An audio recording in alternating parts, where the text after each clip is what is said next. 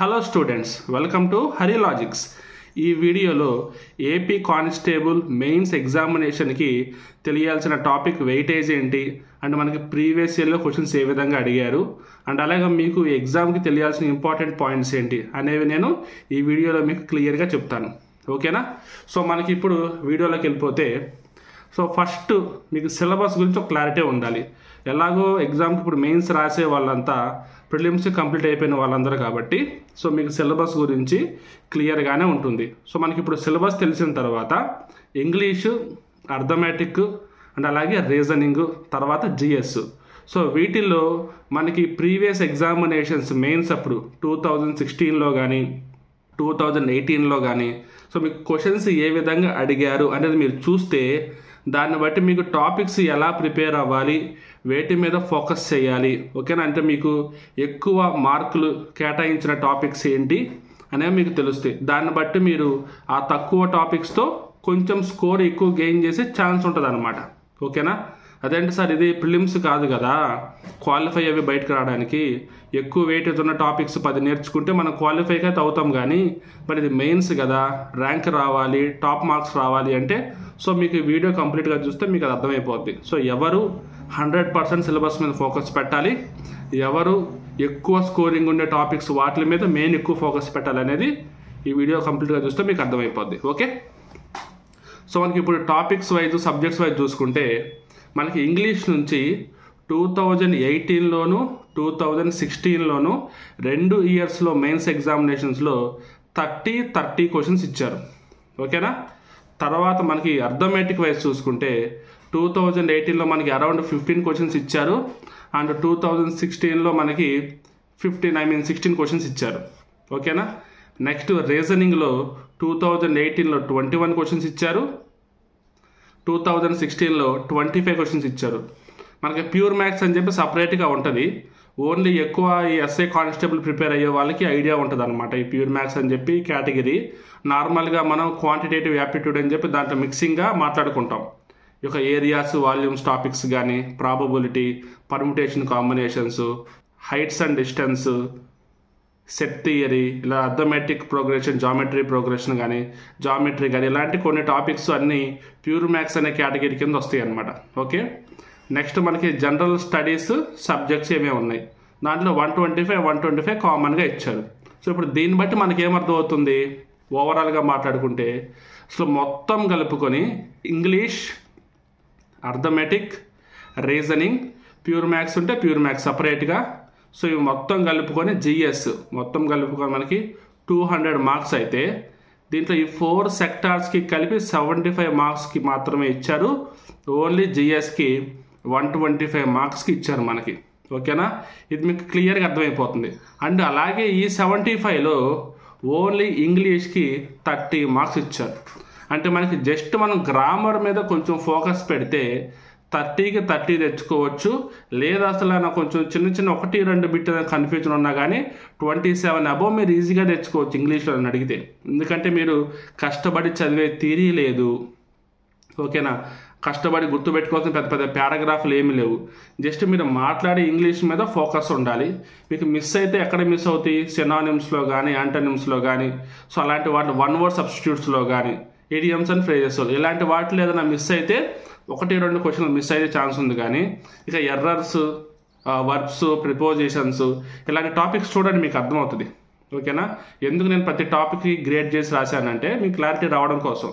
ఇప్పుడు 2018లో చూడండి, sentence errors అంటే మనకు ఒక సెంటెన్స్ ఇస్తారు, ఆ సెంటెన్స్లో గ్రామటికల్ మిస్టేక్ని మనం కనిపెట్టాలి. ఇది ఎలా తెలుస్తుంది మీకు, టెన్సెస్ అనే టాపిక్స్ చూస్తే మీకు తెలుస్తుంది. Present tense, past tense, future టెన్స్లు ఏంటి, వాటిలో ఉండే టైప్స్ ఏంటి, వీటి మీద ఫోకస్ పెడితే మీకు దీంట్లో ప్రతి క్వశ్చన్ మీరు చేస్తారు. ఇడియమ్స్ అండ్ ఫ్రేజెస్ అంటే నెంబర్ ఆఫ్ క్వశ్చన్స్ ప్రాక్టీస్ని బట్టి, దీంట్లో మిస్ అయితే మిస్ అవ్వచ్చు, మీ లక్ బాగుంటే అన్ని క్వశ్చన్స్ మీకు తెలిసినవే వస్తాయి. నెక్స్ట్ వర్బ్స్, ఈ వర్బ్స్లో అసలు మిస్ అయ్యే ఛాన్సే ఉండకూడదు. ప్రిపోజిషన్స్లో మిస్ అయ్యే ఛాన్స్ ఉండకూడదు. జంబుల్డ్ సెంటెన్స్ అసలు ఏం లేదు, మీరు ఇచ్చిన ఆ సెంటెన్స్ని ముక్కలుగా ఉన్న కొంచెం జాగ్రత్తగా చూస్తే మీరు ఈజీగా పెట్టేయచ్చు. కాంప్రహెన్షన్ ప్యాసేజ్ కూడా ఈజీగానే ఇస్తారు. మీకు ఏదైనా తేడా ఉంటే మనకి కానీ ఈ యాంటనిమ్స్లో, సినానిమ్స్లోనే మిస్ అయితే మిస్ అవ్వచ్చు. ఎందుకంటే ఏ క్వశ్చన్ ఇస్తాడో మనకు తెలియదు కాబట్టి.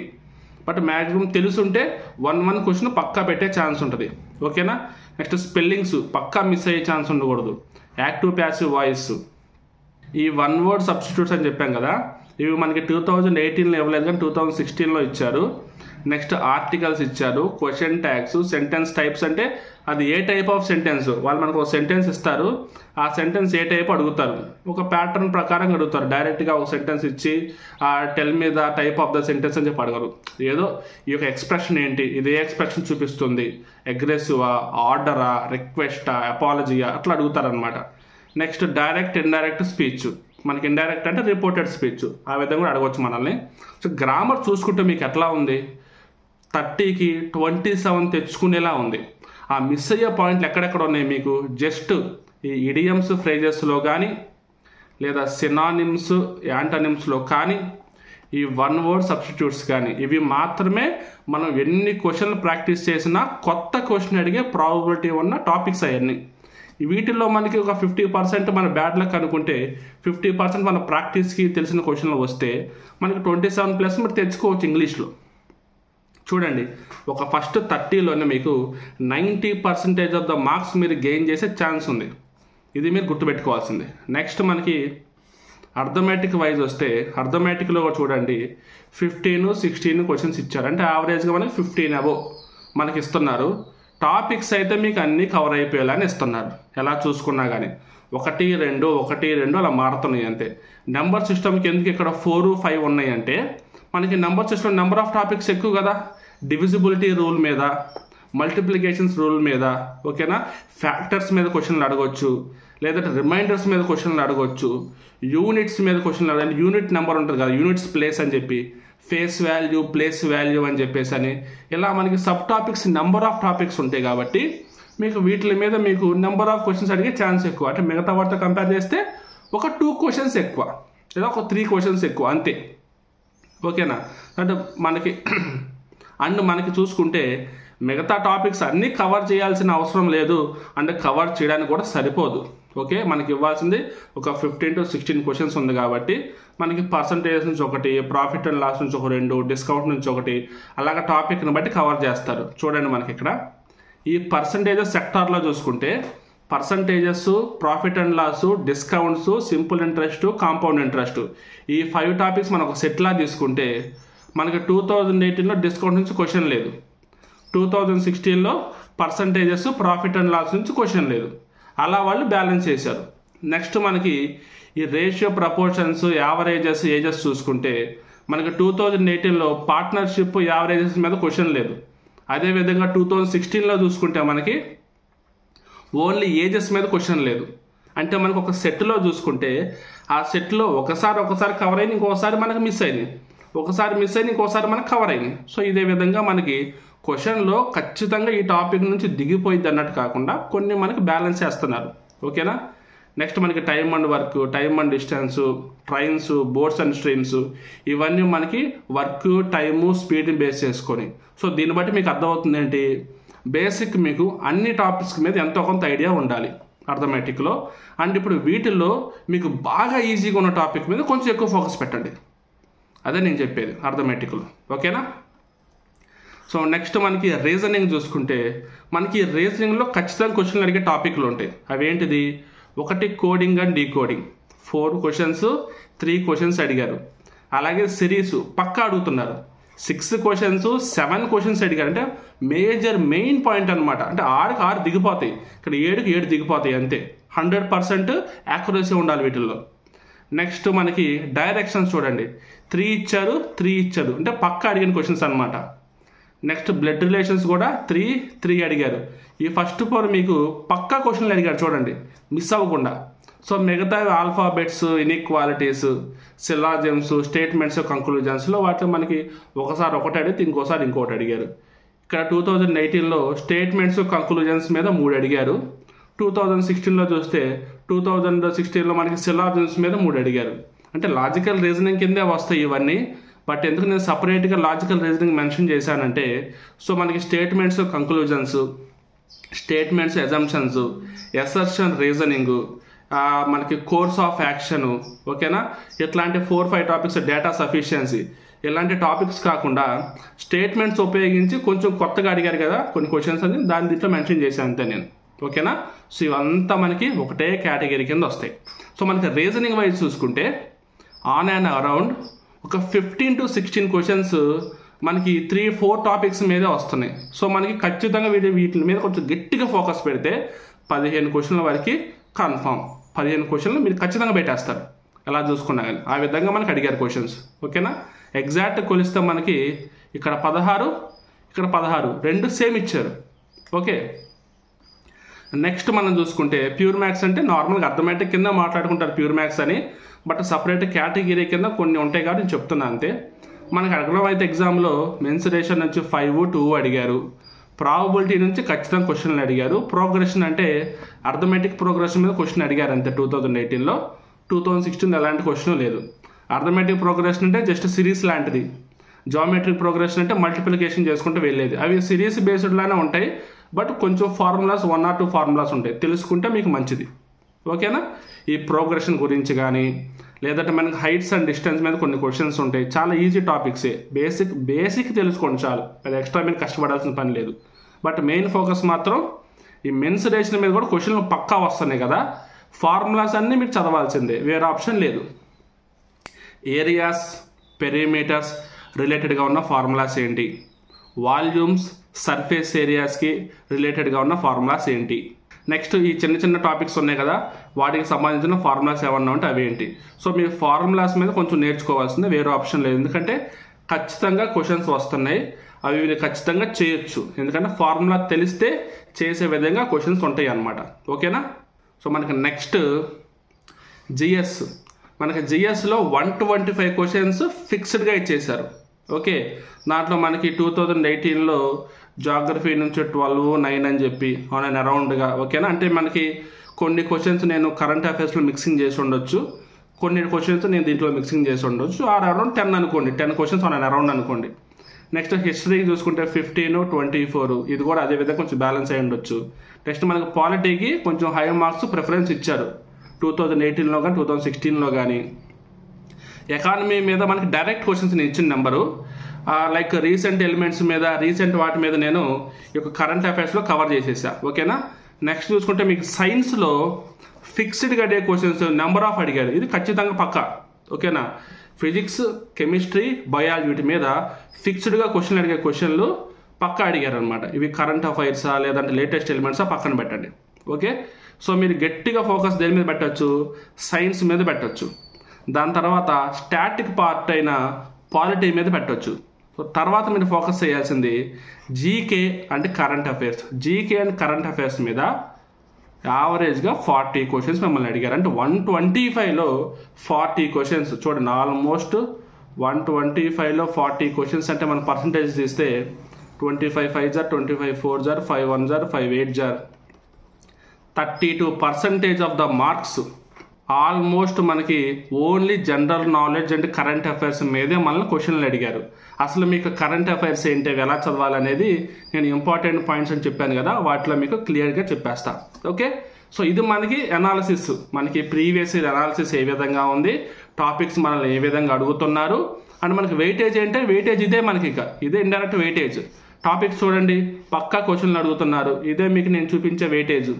నేను ఏదో ఊహించేసి కొత్తగా ఎజ్యూమ్ చేసుకొని చెప్పేదానికంటే ఆల్రెడీ ఉన్నదాని మీద బేస్ చేసుకొని చెప్తే మీకు ఇంకా ఈజీగా ఉండిద్దని. ఓకేనా? మీరు దీంట్లో 27 తెచ్చుకోవచ్చు నన్ను అడిగితే.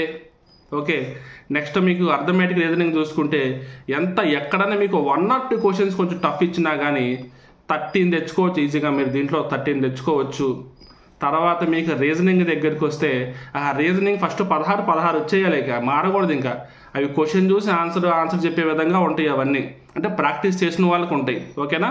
సో మిగతా వాటిలో ఏదన్నా స్టేట్మెంట్స్ కంక్లూజన్స్లోనో వాటిలోనో అలాంటివన్నా కొంచెం ఏదన్నా ఇదైపోయి లేదా నెంబర్స్ మిస్సింగ్ నెంబర్స్ ఇచ్చినప్పుడు లాజిక్ మీకు కనిపెట్టలేక ఈ 1 or 2 మిస్ అయితే మిస్ అవ్వచ్చు. కానీ reasoning is a very good score part. Okay, 25 ఇస్తే 23 అనేది మినిమం టార్గెట్ ఉండాలి, అలా ఉండాలి రీజనింగ్ చేస్తే. తర్వాత ప్యూర్ మ్యాథ్స్ అంటే మెన్సురేషన్ ప్రాబ్లమ్స్ పక్కా చేయండి. దీంట్లో ఒక 4 9 ఇచ్చారు కాబట్టి ఒక మనకి 9కి కౌంట్ వేసుకుంటే ఒక 7 లేదా 4కి కౌంట్ వేసుకుంటే 3 క్వశ్చన్స్ అన్నా పెట్టేలా. సో మీకు అట్లా చూసుకుంటే ఓవరాల్ 75కి మీకు ఆన్ అండ్ అరౌండ్ మీకు 70కి దగ్గరలో లేదా 68కి దగ్గరలో వచ్చేలా మీరు ప్లాన్ చేసుకోవాలి. ఓకేనా? అంటే పెద్ద హెవీ పార్ట్ టైం కాదు. మీరు అన్ని టాపిక్స్ మీద కొంచెం తెలుసుకొని కొంచెం నేర్చుకుంటే అన్ని టాపిక్స్ మీద మీకు ఐడియా ఉంటుంది. అక్కడక్కడ మీకు మేజర్ ఉన్నాయి కదా, ఆ మేజర్ వాటి మీద మేజర్గా ఫోకస్ పెట్టాల్సిన వాళ్ళు పెడితే సరిపోతుంది. నెక్స్ట్ మనకి జిఎస్ దగ్గరికి వస్తే కరెంట్ అఫైర్స్ హెవీగా ఉన్నాయి, 40 క్వశ్చన్స్. సైన్స్ మీద around 30 questions, 25 to 30 questions. Next polity, ఇక్కడే మీకు 70+ కవర్ అయిపోతున్నాయి చూడండి. ఓకే, సో ఇది మీరు కొంచెం మైండ్లో పెట్టుకొని ప్రాక్టీస్ చేయండి, ప్రిపేర్ అవ్వండి. సో నెక్స్ట్ మీకు ఇంపార్టెంట్ పాయింట్స్ కొన్ని చెప్తాను, వాటిలో మీకు కరెంట్ అఫైర్స్ కూడా ఏ విధంగా ఫోకస్ పెట్టాలో మీకు చెప్తా. ఓకేనా? సో మనకి ఇప్పుడు ఇంపార్టెంట్ పాయింట్స్ ఏంటి, మీకు జస్ట్ ఒక 10 పాయింట్స్ చెప్తాను. ఈ 10 పాయింట్స్ మీకు ఆల్రెడీ తెలిసినవే, జస్ట్ మీకు తెలిసిన విషయాలు మీకు ఒకసారి గుర్తు చేస్తున్నా అనుకోండి. ఓకేనా? ఎక్కడో మీరు వినే ఉంటారు, మీకు ఐడియా ఉంటుంది, ఏం కొత్తగా చెప్పేదేమో లేదు. ఓకే, సో ఫస్ట్ పాయింట్ ఏంటంటే బుక్స్. మీరు ఎలాంటి బుక్స్ చదవాలి, ఎలాంటి బుక్స్ చదివితే మీకు బాగుంటుంది అంటే, ఎప్పటి వరకు మీరు ఏ బుక్స్ అయితే చదువుతున్నారో ఆ బుక్స్ మాత్రమే చదవండి. ఎగ్జామినేషన్కి 1.5 month ముందు, 1 month ముందు మీరు కొత్త బుక్స్ తెచ్చుకొని ఆ కొత్త టైప్స్లో ఉన్న బుక్స్ అవి చదివి కన్ఫ్యూజ్ అవ్వద్దు. ఇప్పటిదాకా మీరు ఏ బుక్స్, మీ రూమ్లో ఏ బుక్స్ అయితే ఉన్నాయో, మీకు ఇన్స్టిట్యూట్ వాళ్ళు ఏ బుక్స్ అయితే ఇచ్చారో, మీరు ఏ బుక్స్ అయితే మీరు గ్యాదర్ చేసుకొని చదివారో అవే బుక్స్ చదువుకోండి. ఒకవేళ మొత్తం కంప్లీట్ అయిపోతే వాటిని మళ్ళీ చదువుకోండి, లేదంటే కనుక కంప్లీట్ చేసుకోండి. కొత్త వాటి జోలికి వెళ్ళొద్దు, ఉన్న బుక్సే 100% క్లియర్గా చూసుకోండి. ఓకేనా? సో నెక్స్ట్ మనకి కరెంట్ అఫైర్స్ అని చెప్పాను కదా, మీకు కరెంట్ అఫైర్స్ వైపు చూడాలంటే కనుక పాలిటీ, ఎకానమీ అండ్ జాగ్రఫీకి సంబంధించిన recent news and recent elements మీద కొంచెం ఫోకస్ పెట్టండి. జస్ట్ పేపర్ నార్మల్గా చదివినా చాలు, ఏదో బట్టి చదవాల్సిన పని లేదు. జస్ట్ ఒక పేపర్ని మీరు నార్మల్గా చదివేయండి. ఓకే, తెలుగు పేపర్ తీసుకొని నార్మల్గా చదవండి. మనకి బెస్ట్ సజెషన్ ఏంటంటే మంత్లీ మ్యాగజైన్స్ మీకు కొంచెం బెనిఫిట్గా ఉంటాయి. Okay, next third point test series. మీకు టెస్ట్ సిరీస్ ఎందుకు ఉపయోగపడుతుంది అంటే టైం మేనేజ్మెంటు అండ్ మీకు తెలియని పాయింట్స్ తెలుసుకోవడానికి ఉపయోగపడుతుంది. మీరు ఎగ్జామ్ వైజ్ ఎలా ప్రాక్టీస్ చేయాలనుకుంటున్నారో అదే విధంగా టెస్ట్ సిరీస్ మిమ్మల్ని ప్రాక్టీస్ చేస్తుంది. టైంలో క్వశ్చన్స్ ఏ విధంగా చేయాలని చెప్పి ప్రాక్టీస్ అవుతుంది. అండ్ కొన్ని చిన్న పాయింట్స్ మిస్ అవుతాయి మీకు, ఆ చిన్న పాయింట్స్ మీరు దీంట్లో కవర్ చేసుకుంటూ వెళ్తారు. ఓకే, సో నేను కూడా కొంచెం బెస్ట్ పాసిబుల్గా ఉండే questions, previous year questions base చేసుకొని ఒక టెస్ట్ సిరీస్ ఒకటి స్టార్ట్ చేస్తాను. I will update you when it is getting ready. Okay, next fourth point competition గురించి భయపడేది లేదు. ఓకేనా? సో మనకు ఓవరాల్గా చూసుకుంటే మనకు ఒక 80,000 మెంబర్స్ మనకి ఈవెంట్స్కి అటెండ్ అయితే దాంట్లో ఆన్ అండ్ అరౌండ్ మనకి ఒక 35+ అంటే 35,000+ మెంబర్స్ మాత్రమే మనకి మెయిన్స్ ఎగ్జామ్ రాస్తున్నారు. మనకి ఇప్పుడు అరౌండ్ ఒక 6,000 పోస్టులు ఉన్నాయి కాబట్టి ఒక 36,000 తీసుకుంటే 1:6 మాత్రమే మనకి కాంపిటీషన్. నార్మల్గా రాసేవాళ్ళే. అసలు దాంట్లో రియల్ కాంపిటీషన్ ఏంటి అంటే ఓన్లీ 10,000 మెంబర్స్ మాత్రమే ఉంటారు. ఏదంటే 35,000 మంది రాస్తే దాంట్లో 10,000 మందే కాంపిటీషన్. మరి 25,000 మంది ఏంటి, ఊరికినే ప్రిలిమ్స్ అయిందా, ఊరికినే వాళ్ళు ఈవెంట్స్ కంప్లీట్ చేసుకున్నారా, మెయిన్ సరిగ్గా రాయరా అంటే ఇప్పుడు నేనే రాయట్లేదు. ఫస్ట్ పాయింట్, నాకు తెలిసిన వాళ్ళు ఇంకొక 3 ఉన్నారు, వాళ్ళు రాయట్లేదు. నాకు తెలిసిన వాళ్ళల్లో ఒక్క అమ్మాయి మాత్రమే సీరియస్గా ప్రిపేర్ అవుతుంది. ఎందుకంటే లాంగ్ గ్యాప్ వచ్చింది కాబట్టి చాలామంది వేరే వాటిలో స్ట్రక్ అయిపోయి ఉంటారు. ఓకేనా? కొంతమంది మాత్రమే ఇంకా వీటి మీద పట్టుకొని ఉంటారు. అంటే అరౌండ్ ఒక 12,000 అనుకుంటే 1:2 రేషియోలో ఉన్నట్టు. సో మనకి 1:2 రేషియోలో అంటే నీకు ఒక్కళ్ళు మాత్రమే పోటీ. అంటే నీతో పాటు ఈక్వల్గా చదివే వాళ్ళని ఒక్కళ్ళని నువ్వు బీట్ చేయగలిగితే ఆటోమేటిక్గా నీకు జాబ్ వచ్చినట్టే. అంటే నువ్వేం చేయాలి, నీ స్కోర్నే నువ్వు బీట్ చేయాలి. అంటే నిన్ను నువ్వే బీట్ చేయలేకపోతే నీతో పాటు చదివే వాళ్ళని బీట్ చేసేంతగా నీకు రెడీ అవ్వనట్టు లెక్క నువ్వు. అందుకని ఫస్ట్ నీ స్కోరే నువ్వు బీట్ చేయాలంటే మీనింగ్ ఏంటి, టెస్ట్ సిరీస్ ప్రాక్టీస్ చేయాలి. ఫస్ట్ 3 to 4 times అటెంప్ట్ చేసినప్పుడు నీకు అరౌండ్ నీకు 110 మార్క్స్ రావచ్చు.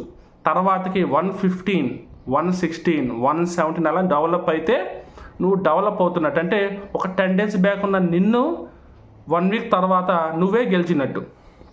సో ఆ విధంగా మీరు ఇంప్రూవ్ చేసుకోవచ్చు స్కోరు. నేను మీకు చెప్పిన టెస్ట్ సిరీస్ అవైలబుల్లో ఉండగానే నేను మీకు అప్డేట్ ఇస్తాను, మీరు అటెంప్ట్ చేసుకొని ప్రాక్టీస్ చేసుకోవచ్చు. ఓకేనా, విత్ సొల్యూషన్స్ని ప్రొవైడ్ చేస్తా. Right, next point, 5th point, syllabus complete అయిపోయిన తర్వాత, ప్రిపరేషన్ అంతా అయిపోయిన తర్వాత, ఇప్పుడు ఎగ్జామ్లో వెయిటేజ్ ప్రకారంగా చూసుకుంటే మెయిన్ టాపిక్స్ మీద కొంతమంది ప్రిపేర్ అయితే ఛాన్స్ ఉంటుంది, కొంతమంది అంతా సిలబస్ చదవాల్సిందని చెప్పాను కదా. సో దాంట్లో ఇప్పుడు ఎవరైతే ఏపీఎస్పీ ఏఆర్లు వీటి మీద లైక్ ఈవెంట్స్ మీద వెళ్ళాలనుకుంటున్నారో, ఎవరికైతే 65-70 అబోవ్ మార్క్స్ వచ్చినాయో కనుక ఈవెంట్స్లో, వాళ్ళకి మ్యాక్సిమం ఛాన్స్ ఉన్నట్లే వాళ్ళకి ఏపీఎస్పీ ఏఆర్లో ఛాన్స్ రావడానికి.